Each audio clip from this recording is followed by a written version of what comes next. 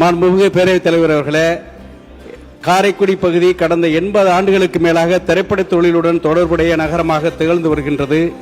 இப்பகுதியில் தொடர்ந்து திரைப்படங்கள் மற்றும் தொலைக்காட்சி தொடர்களின் படப்பிடிப்புகள் நடைபெற்று வருகிறது.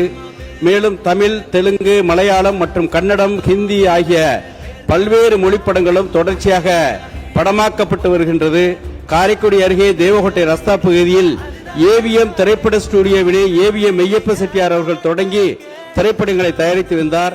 கவியரசர் கண்ணதாசன், இயக்குநர்கள் எஸ்.பி. முத்துராமன், ராமநாராயணன் போன்ற பல்வேறு பிரபலங்கள் பிறந்த காரைக்குடி பகுதியில் தொடர்ந்து படப்பிடிப்புகள் நடைபெற்று வருகின்றது.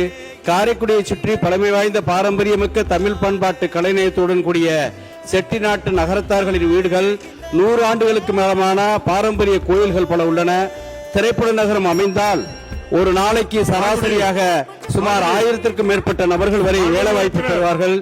படப்பிடிப்பு நடத்தி டப்பிங், எடிட்டிங் போன்ற பணிகளுக்காக சென்னை செல்வதால் அதிக பொருள் செலவு ஏற்படுகிறது.